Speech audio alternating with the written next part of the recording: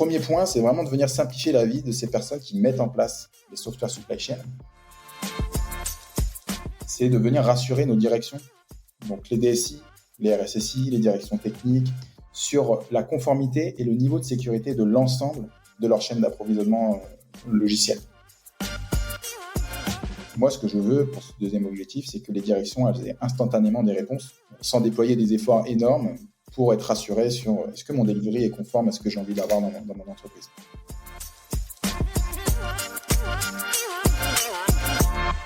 Bonjour à tous, je suis Philippe Ansarguet, VP Software Engineering chez Orange, mais aujourd'hui, c'est en tant que membre de l'équipe contenu de TechRox que je suis avec vous. Je suis ravi, pour ce podcast, de recevoir Aurélien Cogé. Bonjour Philippe, merci pour l'invitation. Avec la place que joue le software aujourd'hui dans notre économie, et ce, tout secteur d'activité confondu, sécuriser, pérenniser ou encore répondre à des exigences réglementaires ou légales sur les outils qui permettent de gérer son cycle de vie, de l'idée jusqu'au produit entre les mains d'un utilisateur, revêt un caractère absolument vital. On s'intéresse de plus en plus à la sécurité, la performance ou encore la réutilisation du code. Mais qu'en est-il pour le pipeline et les différentes étapes et outils que l'on orchestre pour le produire? C'est ce que nous allons découvrir avec Aurélien dans ce podcast en explorant les défis et les enjeux de la sécurisation d'une supply chain software et comment une démarche d'inner source peut être un catalyseur d'une démarche d'industrialisation. Tout d'abord, moi je suis persuadé, Aurélien, que notre public serait ravi de comprendre qui tu es. Je me présente, donc je suis Aurélien Cogé. Je suis de formation ingénieur informatique généraliste, mais j'ai un intérêt plus particulier pour les systèmes, le réseau et surtout l'automatisation des tâches. Sorti d'école, j'ai rejoint une super première expérience au ministère de la Défense. Donc j'ai débuté dans un environnement où la sécurité était primordiale. J'ai même démarré mon expérience en devant coder des applis sans avoir Internet sur mon poste, donc c'est assez formateur. J'ai ensuite continué dans ce ministère en prenant des notions de pilotage projet. Ça m'a beaucoup plu. J'ai poursuivi mon parcours en rejoignant une ESN côté nantais, qui est Soprasteria, en tant que chef de projet, toujours dans l'IT et toujours dans la défense. Et ensuite, j'ai déménagé plus dans le sud, où là, j'ai rejoint une autre aventure, une aventure start-up dans la blockchain. Une start-up qui avait levé des fonds en pleine croissance, peut-être même une croissance trop rapide. Et là, j'occupais un rôle de responsable du département informatique. Et dans cette startup, j'ai rencontré mon associé d'aujourd'hui qui s'appelle Thomas Bonny. Et on a super bien matché sur les valeurs qu'on voulait apporter aux entreprises et aux équipes de développement, notamment pour accélérer leur delivery. Du coup, la première question qui me vient après ta présentation, c'est quels ont été les déclencheurs de la création de R2DevOps ? C'est une suite logique. Avec Thomas, on a monté tout d'abord, avant de parler de R2DevOps, une société de services en 2020 où on travaillait pour des clients, où on les aidait à se transformer numériquement. Donc, c'était à base d'agilité et de méthodologie DevOps. Et on a mis notamment beaucoup en place beaucoup de chaînes d'approvisionnement logiciel, dont on va parler un peu aujourd'hui. Donc, c'est du code qui sert à automatiser des tâches de votre delivery. Et on s'est rendu compte qu'en faisant ça, à chaque fois qu'on intervenait dans des équipes, eh bien, les équipes réinventaient systématiquement la roue, faisant perdre du temps à tout le monde, rendant compliqué la maintenance des systèmes qui devenaient hétérogènes et amenant aussi une perte de connaissances à chaque fois qu'il y avait un mouvement ou un départ d'un développeur. Nous aussi, d'ailleurs, dans nos prestations avec Thomas, on avait ce réflexe malheureux de réinventer la roue.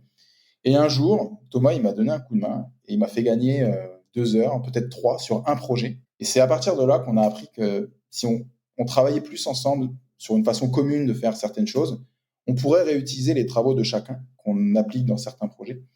Et cette manière collaborative permettrait de tendre vers des systèmes qui seraient plus homogènes, plus facilement maintenables, parce qu'on sait exactement ce qu'on va utiliser pour créer nos prochaines supply chains.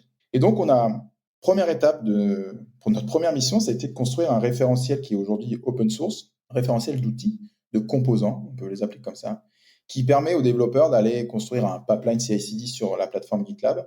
Donc tout ça, c'est open source, c'est collaboratif. Et c'est de là que tout a commencé en termes d'action, j'ai envie de dire.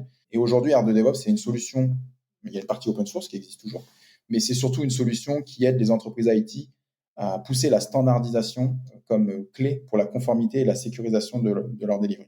Super, toujours très intéressant de comprendre l'inception et la genèse d'une société. Avant de rentrer dans le vif du sujet de la sécurité de la supply chain software et de l'inner source, il y a toujours deux questions que j'aime poser dans les podcasts. La première, c'est finalement, quelles sont tes motivations? Qu'est-ce qui fait que tu te lèves tous les matins? Où sont tes inspirations, en fait? C'est très intéressant comme question. Alors, je me lève tous les matins pour deux choses professionnellement que je vais te partager. La troisième, c'est le petit déjeuner, mais bon, ça, je pense que ça ne nous intéresse pas là. La première, c'est de venir simplifier la vie des développeurs qui créent, qui maintiennent ce code de la supply chain. On est passé par là, on a énormément souffert quand on regarde ce qu'on a fait. On a perdu énormément de temps et également énormément de connaissances. Et également, ces personnes-là, qui sont trop peu nombreuses dans les entreprises, elles ont des responsabilités très fortes. Elles peuvent représenter des SPOF à certains moments, donc des points de défaillance uniques. Et moralement, ça peut être compliqué puisqu'elles ont cette responsabilité de tenir la prod à bout de bras. Donc, premier point, c'est vraiment de venir simplifier la vie de ces personnes qui mettent en place les software supply chain. Et le deuxième point qui me stimule et auquel j'ai envie d'apporter une réponse, c'est de venir rassurer nos directions, donc les DSI, les RSSI, les directions techniques, sur la conformité et le niveau de sécurité de l'ensemble de leur chaîne d'approvisionnement logiciel. Aujourd'hui, c'est assez compliqué de savoir, de connaître tout le code qui vient automatiser nos tâches, qui vient accélérer notre delivery, de savoir ce qu'il y a dedans, est-ce qu'il est conforme, est-ce qu'il est sécurisé. Quand je parle à des boîtes avec peu de projets, c'est assez facile, on peut se permettre de regarder manuellement dedans, mais rapidement, quand on a une cinquantaine, une centaine, des milliers de projets dans notre gestionnaire de code source, tel que GitLab ou GitHub, ça devient un enfer pour tout le monde de venir regarder et s'assurer que le code est conforme. C'est chronophage, ça n'a pas de valeur pour le développeur qui doit faire ce travail. C'est pas répétable. Moi, ce que je veux pour ce deuxième objectif, c'est que les directions elles aient instantanément des réponses, sans déployer des efforts énormes pour être rassuré sur est-ce que mon delivery est conforme à ce que j'ai envie d'avoir dans mon entreprise. Le deuxième question, c'est peut-être au travers des différentes expériences que vous avez rencontrées, est-ce qu'il y a une anecdote qui finalement te tient à cœur et qui est représentative du contexte finalement de l'échange que l'on va avoir juste derrière? Ouais, alors c'est une anecdote qui est plus axée sur le côté sécurité que sur le côté inner source. Mais j'aime bien en parler parce que malheureusement, ce n'est plus une anecdote, mais ça arrive trop souvent. Aujourd'hui, ce qu'on fait, c'est qu'on propose d'observer ce qu'il y a dans les pipelines CI/CD, dans le code de la software supply chain. Et généralement, quand on parle à des clients, ils ont beaucoup de projets. Et un de nos clients, il voulait regarder uniquement 500 projets alors qu'il en avait 2000. Moi, je lui ai dit qu'on pouvait regarder l'ensemble parce que je voulais qu'il ait une vision exhaustive de tout son code. Et il m'a dit non, j'ai que 500 projets qui sont importants dans mon entreprise. Donc, à comprendre, j'ai que 500 repositories actifs importants dans mon GitLab ou mon GitHub. Mais en tout, il en avait 2000. Donc, on a fait cette analyse, on lui a donné des réponses. Il n'y avait pas de réponse critique, juste de la dette technique, des ressources obsolètes. Bon, il n'y a pas de carton rouge, en fait, sur ce qu'on a vu. Mais j'ai quand même poussé pour qu'on lui donne cette réponse exhaustive. Et quand on a analysé le reste des projets, c'est là où on est tombé sur des pépites, sur des projets qui étaient peu actifs, où on a découvert des secrets qui donnaient accès au cloud provider, qui donnaient accès également, donc les secrets, ce sont des mots de passe, à des privilèges sur GitLab pour pouvoir supprimer des projets. Et donc, cette anecdote où nous, on était content de trouver des choses, hein, c'est notre but. On était aussi content de l'aider à désamorcer au plus tôt avant que ce soit exploité. Mais cette anecdote, elle se répète trop souvent, où on me dit, Aurélien, moi, j'ai que 500 projets sur mes 5000 qui sont importants, on va regarder que ça. Le problème, c'est que ça se cache souvent dans les détails, ce qu'on n'a pas envie de voir. Il y a un legacy, il y a un historique, il y a des projets qui sont moins visibles que d'autres, mais qui sont quand même présents. Et la sécurité, c'est pas juste sur des projets qui sont actifs, en tout cas sur la supply chain. Moi, j'inviterais de vraiment s'interroger sur tout le code qui est dans notre repo, dans nos repos, parce que on peut trouver des choses dedans qui peuvent permettre d'exploiter et de remonter petit à petit sur d'autres projets qui sont plus actifs. Très bien. Bah, effectivement, je pense que c'est une anecdote qui est extrêmement représentative du reste de la discussion que nous allons avoir. Donc, rentrons maintenant dans le vif du sujet. Parlons sécurisation de supply chain et en quoi l'inner source peut venir y contribuer. Tu as évoqué le terme de supply chain, de chaîne logicielle. C'est peut-être évident, mais peut-être pas. Donc, la première question que j'ai envie de te poser, c'est quoi une supply chain logicielle? Ouais, c'est vrai que ça paraît évident parce qu'on connaît le terme dans l'industrie de la supply chain et on a raison, ça vient de là. On a encore volé des choses dans l'industrie côté IT. Bah, on peut faire le parallèle. Moi, j'aime bien faire cette explication qui permet, j'espère, de comprendre ce que ça veut dire cette software supply chain. Dans l'industrie, pour y avoir travaillé dans une industrie alimentaire qui fabriquait des pâtes, Voilà.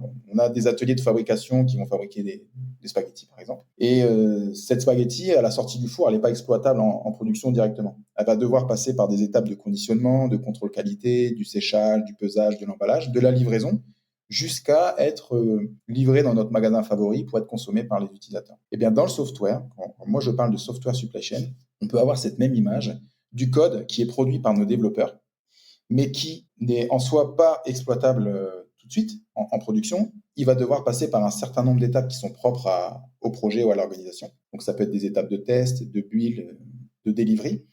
Mais le but, c'est de le livrer de manière conforme et rapide à un client final. Donc moi, quand on parle de software supply chain, on peut le résumer par l'ensemble des étapes qui va permettre à votre code ou au code de vos équipes de développeurs d'être livré de manière conforme et sécurisée pour un usage par vos clients. Le deuxième mot très structurant pour cadrer notre échange, c'est la notion d'inner source. C'est peut-être intéressant de faire un travail similaire rapidement pour amener des clés de lecture. Ouais, bien sûr. Alors, c'est vrai qu'on est assez familier avec l'open source, qu'on entend parler depuis assez longtemps. L'inner source, un peu moins. Très simplement, ce qu'on peut dire, c'est que l'inner source, c'est de l'open source adapté au monde de l'entreprise. On prend le meilleur des valeurs de l'open source, le partage, l'amélioration continue, la collaboration, la transparence, et on lui enlève ce qui peut gêner parfois les entreprises, c'est-à-dire cet accès sans vraiment de restriction au code source. Donc l'inner source, on peut dire que c'est un open source de l'entreprise avec des accès restreints pour votre organisation, mais qui va permettre au business de rester propriétaire de tout le code qui est produit. Ce qui est important, c'est les valeurs surtout qu'il y a dedans, qui sont repris de l'open source et qu'on peut appliquer en interne d'entreprise.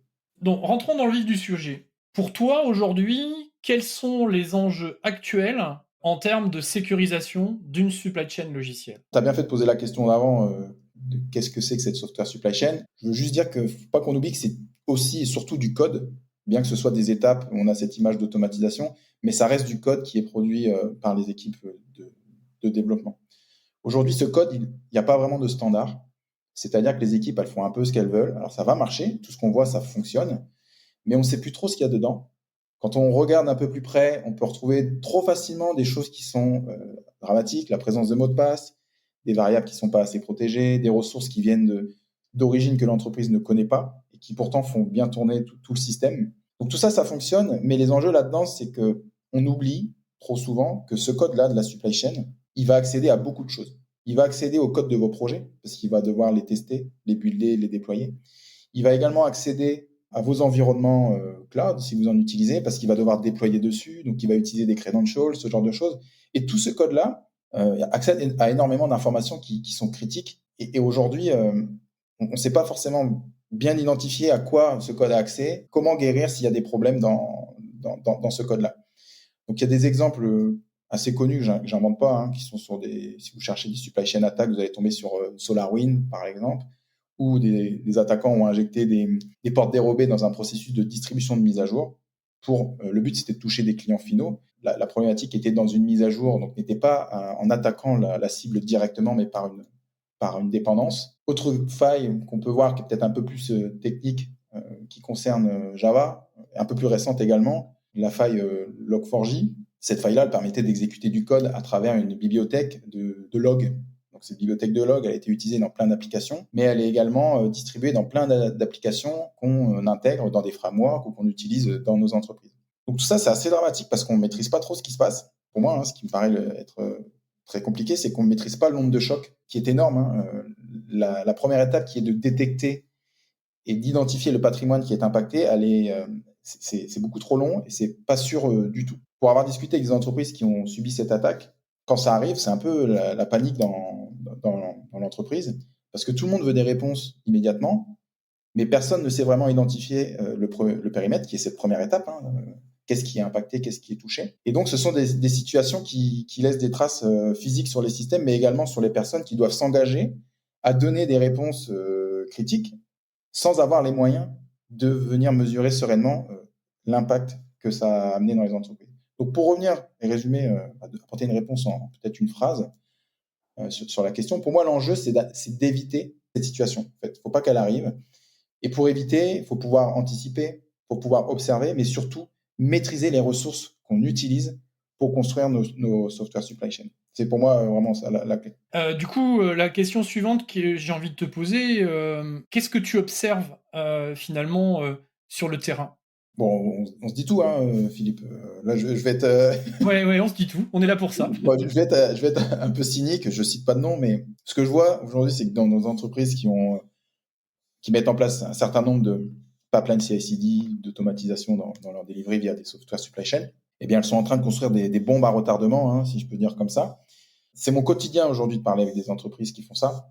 C'est aussi mon quotidien de les aider et de parler de ce code. Et je commence à arriver à expliquer, enfin, c'est mon but, hein, c'est pas juste de dire que c'est pas bien, mais d'essayer de comprendre pourquoi on en arrive là. Ce serait trop facile de dire que c'est que les créateurs, les développeurs qui sont à l'origine de ça. Je m'arrête pas là, j'ai été développeur, j'ai été aussi manager, donc j'ai l'avantage de pas trop prendre parti. Mais ce que je vois sur le terrain, c'est que dans le domaine IT, il y a quelque chose qu'on n'a pas encore, je pense, compris par rapport à ce qu'a compris l'industrie sur le sujet de la supply chain. Dans l'industrie, la supply chain, c'est quelque chose dans laquelle on va investir beaucoup d'argent, beaucoup de temps, beaucoup de ressources, parce que c'est quelque chose en lequel on croit, qui va nous faire gagner du temps, qui va augmenter la cadence, qui va rendre le travail moins pénible. Et dans le software, malheureusement, je ressens pas ça. Je ressens plutôt que toute cette automatisation c'est vu comme un centre de coût plutôt qu'un centre de profit. Et le problème, c'est que donc je creuse toujours et je me rends compte que dans les appels d'offres auxquels on va répondre, on va rarement ou trop peu souvent, trop rarement mettre une ligne budgétaire sur la supply chain.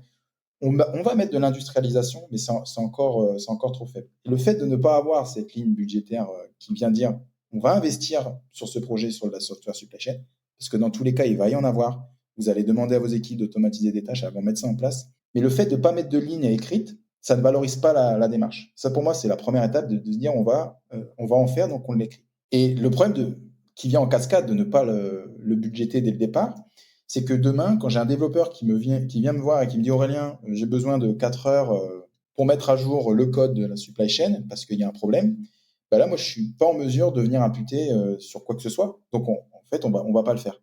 Et pour moi, il y a un problème comme ça qui s'enchaîne dès le départ. Si on ne met pas dès le départ qu'on va investir du temps, de l'argent sur de l'automatisation, eh ben on retrouve derrière des systèmes qui vont pas être maintenus, qui vont pas être sécurisés, et ça devient la catastrophe. Donc, je suis persuadé que c'est pas que technique, ce que je vois sur le terrain.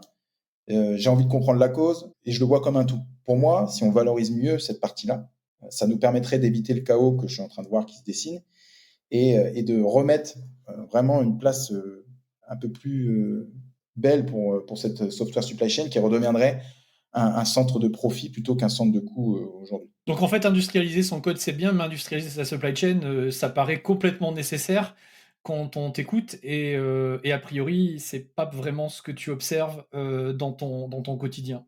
Du coup, si on veut essayer de regarder comment apporter des éléments de réponse, quels sont pour toi les meilleures pratiques ou les conseils que tu pourrais partager pour pouvoir surveiller les menaces et les vulnérabilités de cette supply chain? Alors, moi, je conseillerais de commencer simple. Tout d'abord, il faudrait avoir des choses qu'on arrive facilement à observer, que ce soit rapide, que ce soit simple à faire, qu'on puisse obtenir des réponses quand on en a besoin. Alors, je ne parle pas encore d'alerting. Pour moi, l'alerting, dans ce domaine-là, c'est l'étape d'après. Il y a déjà des choses à faire, de venir regarder et de comprendre ce qui se passe avant de parler d'alerting, mais c'est une bonne prochaine étape. Le but, là, pour moi, aujourd'hui, c'est de pouvoir avoir des informations fiables et sûres dès qu'on en a besoin. Par exemple, si à chaque fois, je vais prendre un exemple de la vie quotidienne, si à chaque fois tu voulais être assuré sur ton niveau d'huile dans ta voiture, à chaque fois que tu voulais avoir cette information, tu devais t'arrêter, descendre de ta voiture, ouvrir le capot, couper le contact, prendre les mesures et remonter. C'est un peu long. Et il y a un moment, tu vas plus le faire et à un moment, tu vas tomber en panne. Donc, il faut qu'on puisse observer tel qu'un tableau de bord te donne l'info dès que tu en as besoin. On regarde trop souvent, hein, mais au moins, ça te rassure et c'est pour moi la première étape aujourd'hui, c'est de pouvoir voir. Pour que ce soit simple à observer, parce que c'est bien beau de dire il faut observer, il faut pouvoir se mettre d'accord sur une façon de travailler en entreprise. Aujourd'hui, le code dans la supply chain, on fait un peu ce qu'on veut, il n'y a pas de normes, et c'est peut-être ça le problème. Donc il suffit pas d'avoir une norme internationale, c'est pas ce que je demande, même si peut-être un jour ça arrivera, mais déjà en interne d'entreprise, ce serait beau de se dire on travaille toujours de cette façon-là pour rendre beaucoup plus facilement la maintenance et aussi l'observation. Et c'est là où l'inner source prend du sens, et là où on peut raccrocher le discours de ce podcast. Il y a de la sécurité, mais il y a aussi l'inner source qui peut permettre vraiment d'enclencher cette étape-là. Pour moi, ça prend énormément de sens par rapport à ce que je vis tous les jours, de pouvoir créer et partager un patrimoine commun en entreprise sur lequel les équipes se sont mis d'accord. Hein. Il n'y a pas besoin de suivre une norme. On peut aussi inventer sa propre norme. C'est déjà une bonne première étape en interne d'entreprise. Ce qui va permettre à moyen terme de gagner énormément de temps dans les opérations de maintenance, d'observation, de compréhension de ces systèmes, et aussi de donner un cadre beaucoup moins dangereux aux équipes de développement qui vont devoir intervenir sur des systèmes qu'on commence à connaître. Le point qui peut-être est intéressant maintenant de regarder, en fait, c'est que évidemment il y a tous les contextes de sécurité que tu viens de nous partager là depuis déjà quelques minutes, mais on est peut-être à un moment aussi un peu différent parce qu'on a des évolutions notamment réglementaires, et je pense par exemple à une directive comme NIS 2. Et en fait, finalement, ces évolutions réglementaires, bah, elles peuvent avoir des impacts extrêmement structurants sur le sujet de la sécurisation de la supply chain logicielle. Et donc, du coup, finalement, ça devrait clairement amener nos auditeurs à se questionner sur le sujet. Qu'est-ce que ça t'évoque finalement, ce contexte d'évolution réglementaire? Ça va dans le bon sens. Bien sûr, il y a du travail parce que ça va demander beaucoup de changements. Donc, tu parles de Nice 2, c'est vrai c'est celle qu'on entend de plus en plus. Aujourd'hui, à première vue, il y a une évolution par rapport à Nice 1 sur les secteurs des entreprises qui vont être concernés, tels que la santé, l'énergie, mais on a aussi les fournisseurs de services numériques. Il n'y a pas de liste finalisée aujourd'hui. Je crois que ça va se décider en courant 2024, mais il y a quand même aujourd'hui un critère qui ressort. Nice 2, ça va toucher des entreprises qui ont un certain nombre de personnes, il me semble que c'est 50 employés, 50 personnes, et un chiffre d'affaires supérieur à 1 million d'euros. Bon, ce n'est pas non plus tout le monde. Mais ce qui est important de comprendre, là, c'est pourquoi cette directive elle arrive, en fait, le contexte. Et ça, c'est l'ANSSI qui nous le dit, c'est qu'aujourd'hui, il y a 60% des attaques qui sont signalées à l'ANSSI qui viennent de ces structures-là. Et de plus en plus, le type d'attaque provient d'attaques type supply chain, venant d'un sous-traitant ou d'une dépendance. Donc ça fait du sens vraiment parce que je pense qu'ils voient aussi des choses. C'est pas juste pour dire on va sortir une norme. Il est encore trop tôt, je fais des recherches, mais encore trop tôt pour avoir un document qui liste exactement ce qu'on doit suivre. Il y a quand même des grandes catégories qui sont du classique, hein, mais qui sont pas encore assez précises à mon goût. De pouvoir, par exemple, déclarer dans les 24 heures un incident, d'utiliser du chiffrement fort, garantir la continuité opérationnelle en cas d'incident. Et on commence aussi à voir des choses sur garantir la sécurité des supply chains. Donc c'est là où je pense que ça va demander à toutes nos entreprises qui sont concernées de venir commencer à regarder ce qu'on utilise pour construire nos supply chains, s'intéresser de plus près aussi à ce code, parce que c'est du code qui, pour l'avoir vécu, quand vos supply chains s'arrêtent, vous ne livrez plus en production. Donc ça peut avoir des impacts énormes, pas que sur la production, mais aussi sur le produit, puisque, comme je vous l'ai dit, c'est du code qui touche à beaucoup de choses, et notamment à votre code applicatif. Donc c'est bien qu'on s'intéresse à ce sujet-là. Je suis curieux de voir ce qu'on va nous demander, mais en tout cas, voilà, pour moi, il faut commencer à en avoir conscience. Ouais, moi, je pense que ce que tu viens de dire là est vraiment très structurant parce que, en plus du contexte qui est peut-être un peu plus évident quand on parle de sécurité, pour moi, la dimension réglementaire, finalement, amène une deuxième lame qui peut être extrêmement impactante vis-à-vis de la façon dont les entreprises peuvent être amenées à gérer leur business, et d'autant plus quand on est basé sur un business qui est très software-centrique, avec du digital, enfin voilà, et qu'on produit ce code-là. La maîtrise finalement de cette supply chain, oui, on le fait pour des raisons de sécurité, mais on va se rendre compte qu'on va être de toute façon amené à le faire, tout simplement pour être en situation de pouvoir répondre à des trajectoires réglementaires. Et là, on a parlé de Nice 2, mais il y a d'autres trajectoires qui se jouent au niveau européen qu'il va falloir intégrer. La question suivante qui me vient à l'esprit, Aurélien, c'est que finalement, quel conseil tu pourrais donner, évidemment, à part déployer R2 DevOps, qui est forcément la réponse naturelle à laquelle tu vas penser, mais concrètement, une organisation qui envisage d'adopter l'inner source pour améliorer la sécurité de sa supply chain, Qu'est-ce que tu apporterais comme conseil à ces organisations? Bon, le premier conseil que tu donnes, évidemment, non, R2 DevOps, c'est notre approche, c'est une façon de répondre aux problèmes. Il y en a certainement plein d'autres. Et nous, c'est ce qu'on pousse. Ce qui est important de comprendre derrière, c'est que c'est quand même alimenté par de l'inner source pour que ça marche. Il y a plusieurs choses dans R2 DevOps, mais là, si on veut parler d'inner source, qui est vraiment pour moi la première étape pour la standardisation et maîtriser ce qu'on met dans nos supply chains, c'est ça dont j'ai envie de parler quand tu me poses cette question. L'inner source, c'est une belle idée, c'est bien, mais c'est pas magique. Ça marche pas tout le temps. Il y a une formule, il y a quand même des conditions qui vont faire que ça va marcher. Notamment, ça nécessite un investissement certain. Mais aujourd'hui, je sais que cet investissement, il vaut la peine. Il faut être en mesure de l'identifier, de se dire, OK, on est prêt à faire cet investissement. Mais aujourd'hui, quand moi, je parle à des équipes de développement, que je vois qu'elles réinventent systématiquement la roue, comme nous, on a pu le faire, hein, qu'elles emportent la connaissance à chaque fois qu'il y a du mouvement, du turnover ou autre, eh bien, je suis convaincu que l'inner source serait une bonne solution. Et c'est ça le message que je porte. Maintenant, avant de se lancer dans l'inner source, c'est un investissement, ça doit se discuter. Et un conseil que je peux donner qui marche bien, c'est premièrement, de s'assurer que ça va vous aider et que ça va aider tout le monde. Parce que l'inner source tout seul, ça marche pas. Et pour ça, je vous encouragerais à interroger vos équipes, votre plateforme engineering, vos équipes DevOps, enfin tous ceux qui touchent de près ou de loin les supply chains, et de leur demander est-ce qu'elles ont le sentiment de réinventer la roue. Vous pouvez leur poser la question comme ça, hein, à chaque fois qu'elles vont coder leur pipeline CI/CD. Donc les pipelines CI/CD, ça va leur parler, c'est dans leur jargon, c'est le code qui va servir à créer vos supply chains.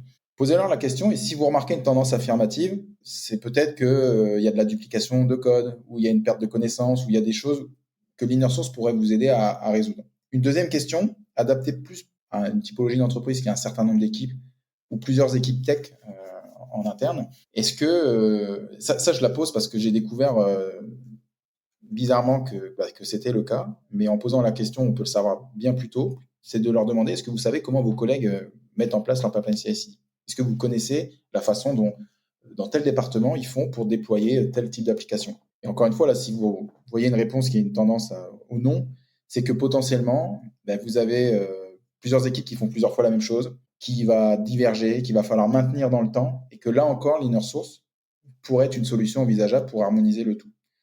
Encore une fois, si vous n'avez pas beaucoup de projets dans votre environnement, cette approche, elle va rester valable, mais là où on sent vraiment la valeur, c'est quand vous avez un certain nombre de projets, un certain nombre de pipelines, avec plusieurs équipes techniques potentiellement, qui sont en train de réinventer la roue sans le savoir. Donc vraiment, le premier conseil, pour résumer, ce serait d'aller chercher des infos auprès de vos équipes, savoir si elles ont les problèmes, par des questions, hein, je vous en ai donné 2, et est-ce qu'elles pensent que l'inner source pourrait être une solution?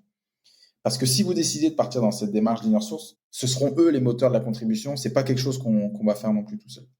Est-ce que tu as une forme de potion magique sur comment s'assurer de l'adhésion des équipes de développement et de la direction finalement dans le modèle d'inner source que tu viens de présenter?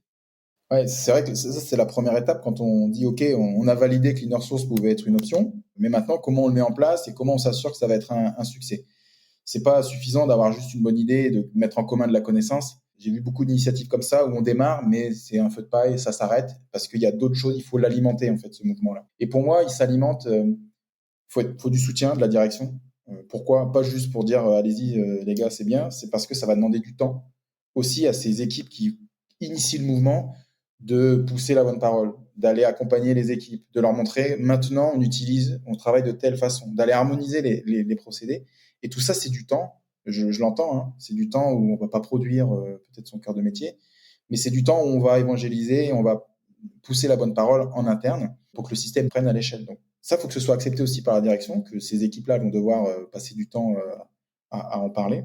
Et le deuxième point super important, c'est de pouvoir rendre la contribution facile. Si moi, j'ai envie de participer au mouvement, il faut que je puisse le faire de manière simple. Il ne faut pas que ça me demande énormément de travail, sinon je vais me décourager, je ne vais pas le faire. Donc si on a ces deux éléments-là, du soutien, je dirais 3, des personnes qui sont convaincues, qui sont motrices, un soutien de la direction qui invite les personnes à en parler lors de talks ou à passer du temps dans les équipes, et également un moyen simple de venir contribuer pour que d'autres personnes s'embarquent dans le mouvement, parce que le but, c'est pas non plus qu'il y ait que les originaux de départ qui contribuent et qui maintiennent ça. Si on a ces 3 choses-là, ça permet d'avoir vraiment une belle mécanique et de sentir la magie de l'inner source qui prend. Merci beaucoup Aurélien. Je pense que tu as apporté des éléments de réponse particulièrement pertinents, à la fois dans la dimension sécurité de la supply chain et je pense que tu as bien illustré en quoi finalement l'inner source est un moyen de pouvoir y répondre. On est en train tranquillement de se diriger vers la fin de notre échange. Mais avant ça, peut-être une question que j'ai envie de te poser. Est-ce que tu as un agenda particulier? Si les personnes qui sont en train de nous écouter ont envie de venir à ta rencontre ou écouter des talks à venir, est-ce que tu as un agenda à nous partager?